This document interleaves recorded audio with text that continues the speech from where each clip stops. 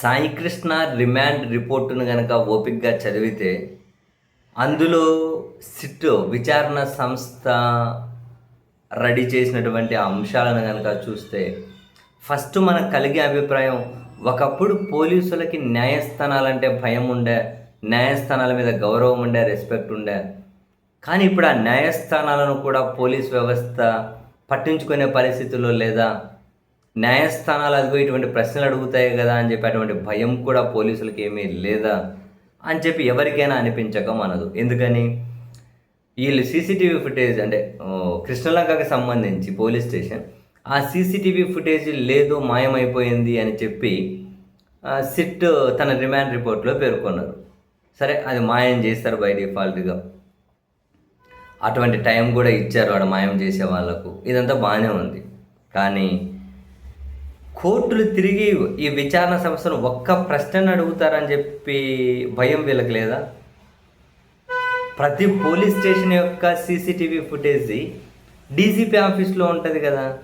మరి ముగ్గురు ఎస్పీలు, ఐజీ నేతృత్వంలో ముగ్గురు ఎస్పీలు, మొత్తం 4 ఐపీఎస్లు విచారణ చేస్తున్న సిట్టు డీజీపీ ఆఫీస్కి వెళ్ళి ఆ సీసీటీవీ ఫుటేజ్ ఎందుకు స్వాధీనం చేసుకోలేదు? పైగా వీళ్ళు ఆ సీసీటీవీ అంటే సీసీ కెమెరాలు నిర్వహిస్తున్న ప్రైవేట్ సంస్థకు లేఖ రాశారట, మాకు ఆ సీసీటీవీ ఫుటేజ్ కావాలని.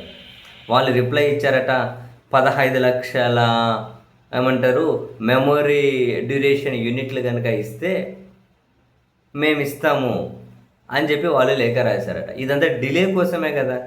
డీజీపీ ఆఫీస్లో ఉంటుంది కదా, అక్కడికి వెళ్ళి స్వాధీనం చేసుకోవచ్చు కదా సీసీటీవీ ఫుటేజు. మరి కోర్టులు మీరు డీజీపీ ఆఫీస్లో ఎందుకు వెళ్ళి తీసుకోలేదనే ప్రశ్న కూడా విచారణ సంస్థను అడగరని ధైర్యమా?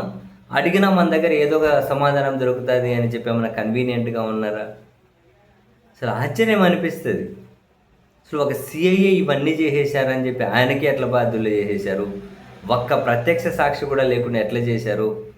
ఫిర్యాదుదారునే ప్రత్యక్ష సాక్షిగా ఏ విధంగా రాసుకుంటూ వస్తారు? ఇవన్నీ లాంగ్ రన్లో పోయే వ్యవహారాలే కదా. పోలీసులు చంపేస్తే పోలీసులు వెనకేసుకొని వచ్చేస్తారా? అంటే పోలీసులకి ఏమైనా ఈ దేశంలో ప్రత్యేక రాజ్యాంగాలు, చట్టాలు ఉన్నాయా? ఇవన్నీ మానిటరింగ్ చేసి ఇవన్నీ అడిగే న్యాయస్థానాలు తీసుకునే సీరియస్ చర్యలకు మనం ఇబ్బందులో పడతామనే ఆ భయం కూడా పోలీసులు లేకుండా పోవడానికి కారణం ఏంటి? అన్నీ ప్రశ్నలే. నిజంగానే 2026 సెంటర్కి వచ్చేసాం. ఇప్పటికీ కూడా కృష్ణలంక పోలీస్ స్టేషను, ఆ పరిసర ప్రాంతాల్లోనూ, ఆసుపత్రికి తీసుకెళ్తాను, బస్ స్టాండ్లో పడేస్తాను, ఇంకా వేరే సీసీటీవీ ఫుటేజ్ ఎక్కడా కూడా 4 ఐపీఎస్లు విచారిస్తున్న విచారణ సంస్థ చూడలేదా, పరిశీలించలేదా? ఇదేనా న్యాయం? ఇటువంటి వ్యవస్థలను జనం నమ్మాలి. ఈ వ్యవస్థలకు ఎవరు వ్యతిరేకంగా ఉంటే, ఎవరు ఈ వ్యవస్థలను ప్రశ్నిస్తే వాళ్ళని హింసించడానికి మాత్రం చట్టాలను వాడతారు, వీళ్ళ అధికారాన్ని వాడతారా? ఏం అన్యాయమయ్యా నిజంగా.